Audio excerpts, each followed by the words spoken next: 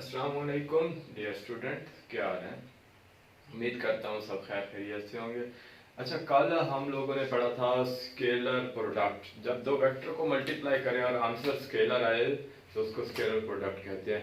अगर वो वीडियो नहीं देखी, उसकी कैरेक्टरिस्टिक्स और उसकी डेफिनेशन एक्सप्लेनेशन की, तो उसका लिंक दोनों वीडियोस का मैं डिस्क्रिप्शन में सेंड कर दूंगा।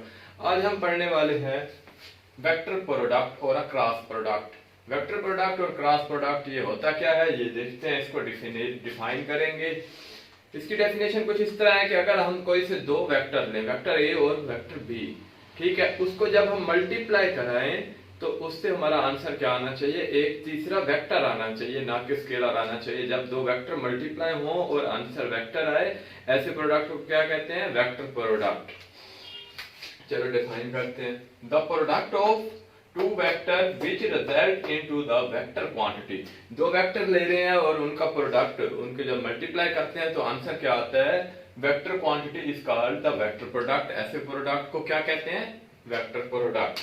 और इसको क्रॉस प्रोडक्ट क्यों कहते हैं, इसको क्रॉस प्रोडक्ट इसलिए कहते हैं जब दो वेक्टर को मल्टीप्लाई करवा रहे होते हैं, इनके दरमियान डॉट नहीं बल्कि क्या आता है, क्रॉस। इसीलिए इसको क्या कहते हैं, क्रॉस प्रोडक्ट। तो कैसे लिखेंगे, in this the cross is lying between, cross क्या होता है, इन दोनों के वेक्टर्स के बिटवीन आ रहा होता है, lying between the vector, so it is called the cross product. तो इसी क्या कहते हैं, क्रॉस प्रोडक्ट कहते हैं। अब डिफाइन हो गया, आप किसकी तरफ चलेंगे, एक्सप्लेनेशन की तरफ। फिर एक्सप्लेनेशन में क्या लिखेंगे, इसकी मैथमेटिकल फॉर्म, उसके बाद फिर आगे डिटेल करते हैं। पहले क्या बनाना है, डायग्राम से शुरू करना है। डायग्राम मैं इस साइड से बना भी देता हूं।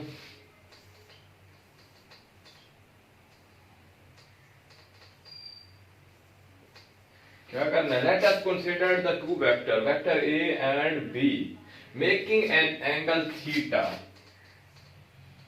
थीटा एंगल बना रहा है। पहले क्या था, एक्स एक्सिस के बनाते थे, अब क्या है, making an angle theta with each other, आपस में ये एंगल थीटा बना रहे हैं।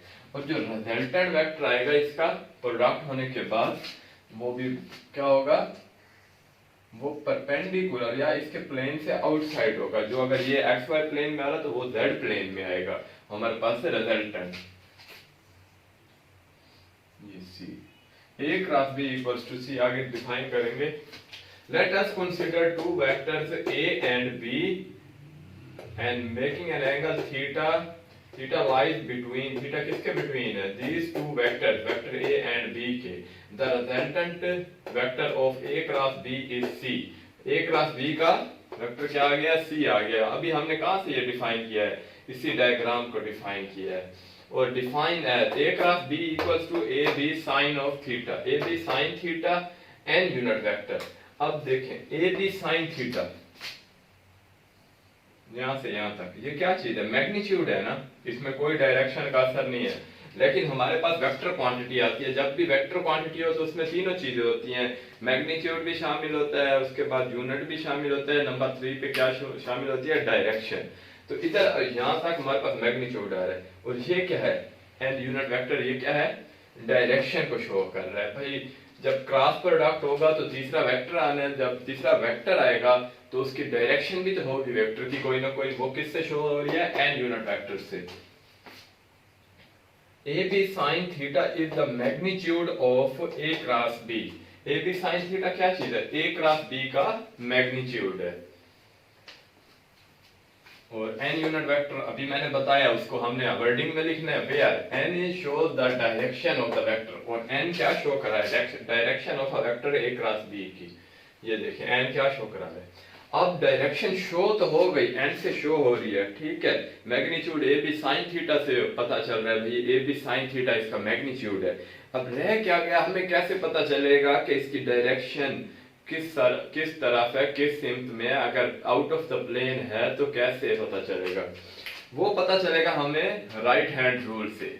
राइट हैंड रूल क्या है, राइट हैंड रूल पहले मैं आपको समझा देता हूँ, फिर डिफाइन भी कर देंगे। ये वेक्टर ए ले रहे हैं, ये वेक्टर बी ले रहे हैं, ठीक है। अपना सीधा हाथ यूं करें, उसके बाद एंगल की रोटेशन देखनी है, एंगल कहाँ तरफ, किस तरफ रोटेट हो रहा है, ए से बी हो रहा है, ए से बी, और जो थंब है उसको इरेक्ट रखना है, सीधा रखना है, अपनी फिंगर को कर्ल करना है ए से बी। और जो इरेक्ट थंब होगा ना आउट ऑफ द प्लेन होगा। जाहिर सी बात है अगर ए बी एक प्लेन में आ रहे हैं, ठीक है, और ये फिर ये ए बी आ रहे हैं फॉर एग्जांपल एक प्लेन में, ये ए है एक बी है, ये हमने ए से एंगल रोटेट कर रहा है बी तक, ठीक है, रोटेट आपने अपनी फिंगर को भी रोटेट कर दिया ए टू बी। जो इरेक्ट थंब है सीधा थंब वो किसकी डायरेक्शन दे रहा है हमारे पास, रिजल्टेंट की सी। अब देखें ये तीन प्लेन में आ गया ना, एक ये प्लेन है जिसमें ए बी आ रहा है और तीसरा रिजल्टेंट आ गया outward to the plane of A cross B का, ठीक है। ये पढ़ लेते हैं क्या चीज है, right hand rule. Right hand rule show the direction of the resultant. Right hand rule क्या शो करवा रहा है हमें, direction of the resultant.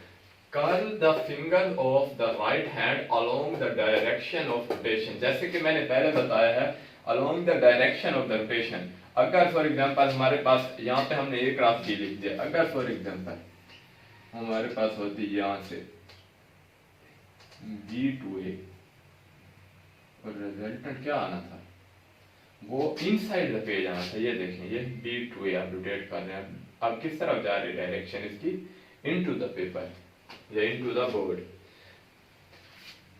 And by keeping the thumb erect, thumb को क्या रखना है, सीधा रखना है।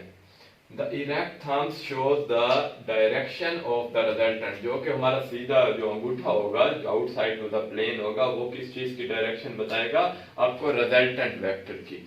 यहाँ तक तो हो गई इसकी एक्सप्लेनेशन, यहाँ से यहाँ तक एक्सप्लेनेशन होगी। देखें पहले क्या करना है, डिफाइन करना है, फिर एक्सप्लेन करना है, एक्सप्लेन फिगर को एक्सप्लेन करके फिर मैथमेटिकल फॉर्म को एक्सप्लेन करना है, उसको पकड़ लेना है, दो तीन लाइन उसकी बन जाएंगी। उसके बाद आ जाएंगे राइट हैंड रूल में। राइट हैंड रूल मतलब डायरेक्शन कैसे पता चलेगी, राइट हैंड रूल को लिख देंगे। उसके बाद आएंगे एग्जांपल्स की बारी, फिर क्या आएगी कैरेक्टरिस्टिक्स की। एग्जांपल्स देखें इसकी कौन कौन सी एग्जांपल है, तीन एग्जांपल्स हैं। एक एग्जांपल है इसकी torque, turning effect of a force. Torque क्या चीज है, torque T equal to R cross F। F क्या है, वेक्टर क्वांटिटी या फोर्स किसी डायरेक्शन में लगेगी, R या डिस्प्लेसमेंट D वो भी क्या चीज है हमारे पास वेक्टर क्वांटिटी है, और टॉर्क टर्निंग इफेक्ट। जब भी हम कोई चीज टॉर्क टर्निंग कर रहे हैं, टर्न कर रहे हैं, उसकी कोई ना कोई डायरेक्शन होगी, जो डायरेक्शन में जिस डायरेक्शन में वो टॉर्क टर्न करेगा, तो इसका क्या मतलब है, ये भी वेक्टर क्वांटिटी हो गई। अब फोर्स आप जानते हैं वो क्या चीज है, वेक्टर क्वांटिटी है, force is equal to Q into V cross B। V velocity है और क्रॉस प्रोडक्ट ऑफ B क्या है, मैग्नेटिक फील्ड, इलेक्ट्रिक फील्ड है, सॉरी B है magnetic field. V cross B cross product है वेलोसिटी एंड मैग्नेटिक फील्ड का, वो Q charge है जो उनके ऊपर होते हैं, और ये है L।